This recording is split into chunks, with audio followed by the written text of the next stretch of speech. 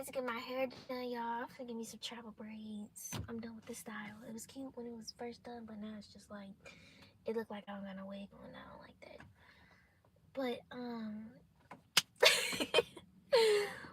welcome to my channel. It's Gracie the Yogi.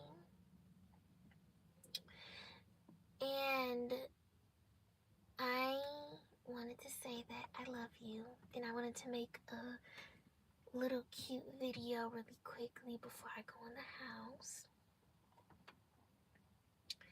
Protect your mental health, period. You know what this means? What's happening next in your life is about I didn't mean to do that. to put you in front of. Okay. Protect your mental health because in life there's choices. Sometimes you gotta make the choice that puts you first to protect your mental health, period.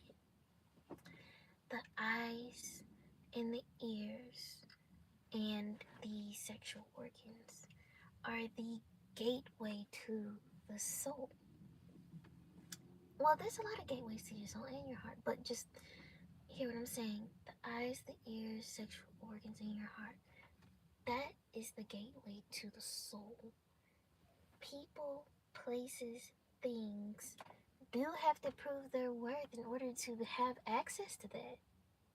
And that's just how you have to think about it. Because you have to be like, I'm worth more and am more than poisoning myself with people, places, or things that is not serving me my best interest. And that's you protecting yourself at the end of the day. So protect your mental health. Always protect your mental health. Don't be drinking too much. Don't be smoking too much, okay? You drink too much, you smoke too much, that will deteriorate your mental health. If you're around toxic people, people who just, and they might not even be toxic to you, they just may be toxic in general. But people that are just toxic, normalize allowing them their space to grow in order for you to continue prioritizing your mental health. That's why I don't always read comments. I posted a video of me breastfeeding upside down on Instagram. And it was not the reaction I thought I was gonna get. People was like, cussing me out, calling me all types of names, all in the DMs even. You know what I said?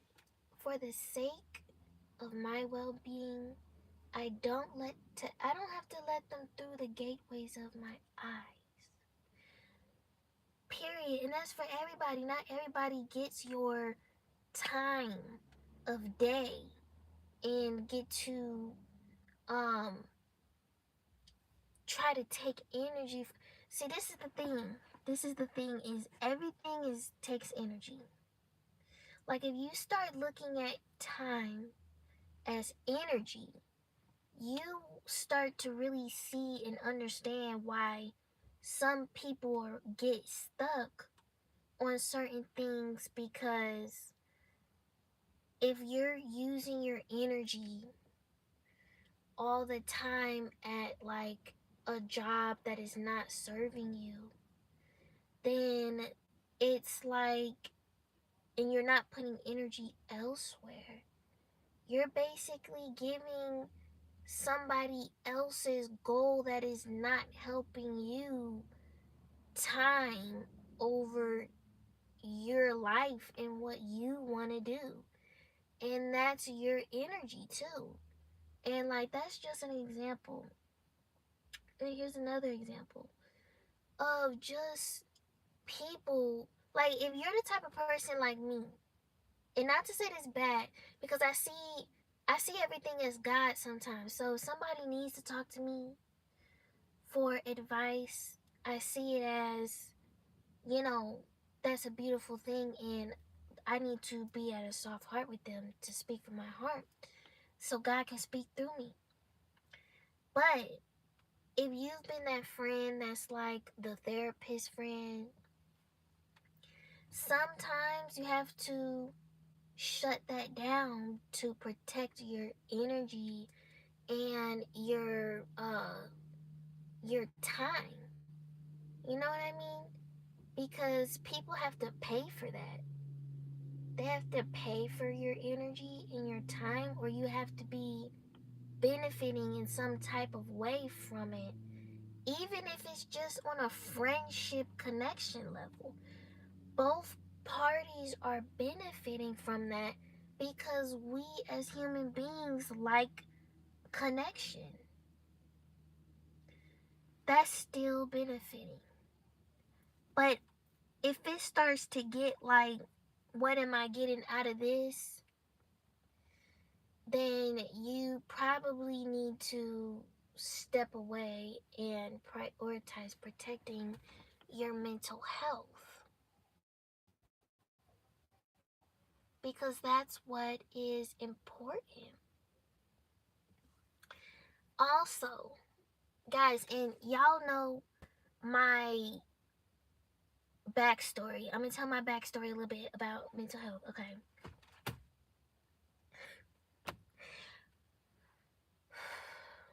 Y'all, it's been a long road. I'll just say that. Okay, I'll say that.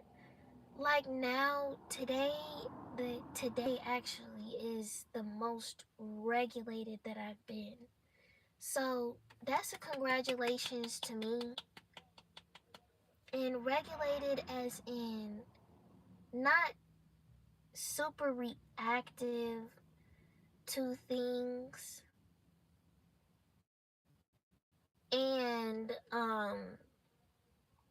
relaxed in a way where it's like I trust, like I have a connection with God, and I trust that I just trust anything that I feel that I don't want to control and I just want to trust. I do trust with my body and my mind. So I will say I'm the most regulated that I've been, and it doesn't mean that I don't cry. Okay, any of my friends or family will tell you I do cry, and it might be because I'm theatric, but I will, like, if it's sad, I allow that emotion to fill me up, like, and I feel it. Like, I feel hard when I feel things, you know what I mean? But on the surface level, being regulated doesn't mean, oh, you don't feel emotions. It actually means that you do feel emotions. You just allow yourself to process it and really feel the emotion. And do that process where you feel it, you analyze it, you try to dig deep, and then you let it go through you. And in a way, it builds a really good resilience. And I like having that resilience because I look back on things in my life and I think, like,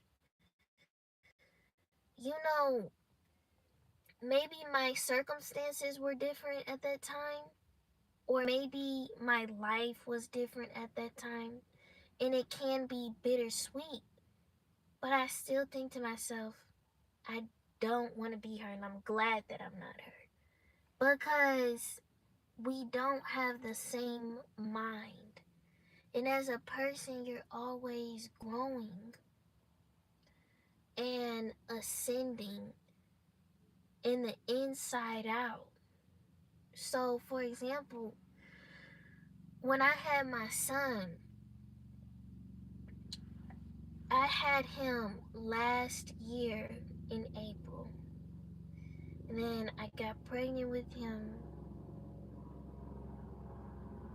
August of 2024. He's almost a year now. And sometimes on a real note, I will think, yes, I do miss it not being crying 24/7. I love my son, but I do miss it not being so loud and crying. But y'all, I would never go back. Like, if somebody were to trade me that in like going back and never having him and not knowing him and living in a world where he doesn't exist versus this reality where he does exist. And yeah, I do hear crying. Sometimes it's hard being a parent, for sure. But what would my life be if he wasn't here? And I think about that very deeply, but I know that I would never trade it, and I would never be the same person. I wouldn't be as strong as I am. I wouldn't be as resilient as I am. I wouldn't be more wise than I was. It's a lot of things when I think about it that has changed in such a short amount of time. And I shed a lot of tears. But overall, it's made me stronger, wiser, and powerful and more resilient. And those are one of the things that I realized. Like, I have one of those things that you experience and it makes you stronger. And sometimes experience is that best teacher. But like I tell people, I don't know who I would have been without my son being here. And just with every fiber in my being, like, it makes me uncomfortable to think of a world where he's not in it and I am. Like, you know what I mean? So in a way, I don't know if our kids all, no, that's, I'm not gonna go too deep. That's a little too deep. But anyway, I gotta think before I say stuff. Yeah. So, and that's why I say the stuff that may have broke you or hurt you really does make you stronger. Today is the most consistent I've been with my passions and my dreams. Today is the most hardworking I've been because, y'all, I've been breastfeeding day and night for 9 months, along with being in school and doing any other passions while simultaneously being 20 and learning how to be a mom and be a woman at the same time because you had a baby young. You're full time. And that's why it's like, it's not a bad thing. It's not like a struggle thing. I don't see it in that way, but I see it as in I've gotten so much stronger and I've seen myself put my heart and my blood, sweat, and tears into something, and it makes me very proud to say that I'm still standing. That's what I'm saying. When you're still standing. And if you have been through things and you're still standing, you ought to be happy about that. But back to what I was saying about my mental health story. So, when I was like, I would say even 12, I started having a battle with like anxiety and just lack there within. And it was a lot of toxicity. Not gonna lie, my family was having troubles. And it was one of those from the ages 12 to like 15, 16 was really the most darkest years mentally I can think of. And a lot of it was just, family problems, and just no sense of purpose, and just sad, lonely. I mean, honey, it was just not giving. My older siblings, they were all gone, so they were all grown and gone and left the house. And it was just me and my mom, and I was kind of like the only child. My mom got sick, and my dad passed away at the age, I think it was like 15, right before I turned 16. My dad passed away from a drug overdose. And now, this is a little personal, but I'm going to say it because it's a part of my story, and I'm allowing myself to be vulnerable right now. But, um, yeah, they say it was a drug overdose.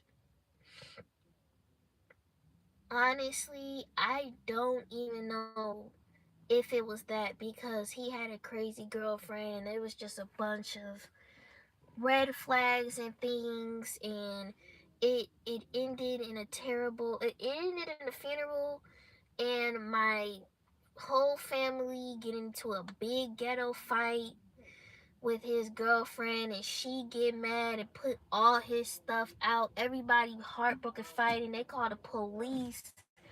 It was a mess. It was a mess. And then after that, like, my siblings on my dad's side, we've been trying to get in touch, and we be talking about a family vacation and stuff, but we gonna have to just go ahead and do it. But anyway, after that, my other siblings that's grown, they went out to where they lived at, down south, and everybody just pretty much separated their ways. And I still, on that side, I haven't seen my oldest brother since then. I haven't seen my middle oldest brother. I have seen the brother that's closest to my age, and me and him had been closer than any other siblings on my dad's side, because I think it's because we grew up together in a way, because we always used to be at daddy's house and stuff, spending the night at daddy's house, and we had really good times. And but yeah, so of course I seen him, we both had children since then, so not a lot, but he is like my older brother that I'm closer to. And then my older sister, I haven't seen her since then. I have seen my other oldest sister though, that, but let me not go into too detail, because my dad has 6 kids, so, and I got 7 siblings. But anyway, yeah, it ended up in this really bad big fight, and I haven't seen a lot of them since. I haven't seen that girlfriend since. And even before my dad died, it still was really sad. I had been to mental hospitals, and psychiatrists would try to drug me up with medicine to help my anxiety and depression, and it would really mess with my brain and make me feel terrible. And it's just not good for you. You should not take medicine unless you really really need to, and it's that bad. But I don't think it should be normal for people to just get drugged up on medicine. But yeah, I had been in a few mental hospitals. And even at the age of 15, I think I was like probably like 15, I didn't want to be here anymore. You know, I didn't see a life worth living yet. And I would just say, me being courageous and optimistic really saved me in those times, because if I didn't, I would not be here today. I would have committed suicide. And you know, that's a really touchy subject for me to talk about, because it does not remind me of a person that I am today at all. I am super duper different, but y'all, I had this channel to say that eventually, when I turned 17, I left school to go homeschooled. And that's when my life changed completely, and I learned yoga that year. And I became a yoga teacher at the age of 17. When I became a teacher at the age of 17, I was equipped with, and I also started dancing as well, and dancing is a big part of my heart. But the yoga changed my life forever. It helped with any dependency I may have had on weed or a substance. It made me have something that nobody can take away from me. It made me and helped me understand who I am as Gracie Ann Hall, not who the world wants me to be or who people or careers or titles need me to be to fit into this world. Yoga has helped me uncover that truth of who I am authentically. So, with that being said, and you know, even before the yoga, a little before the yoga, I started doing yoga, I still was watching videos on YouTube, reading books, listening to podcasts, and, and pushing myself deep into inner work and learning myself and how my mind works, and you know, who I am as a person, and building that connection with the God that is within every last human being in this world. So it's really, really interesting to think of, because when I look back, I'd be like, I I don't feel that way. I don't feel like I don't want to be here at all. I smile every day. I do my best. I try new things, and I would say that I live fully experiencing and feeling things, you know? And so, you know, when I look back, I don't recognize that girl at all. I don't recognize her for real. I know she's me and I'm grateful for her, but I don't recognize her because we have two completely different mental states and two completely different um information, wisdom, and mental clarity. But y'all, I'm gonna go ahead and go in this house. I love you guys. Thank you guys so much for watching. Bye.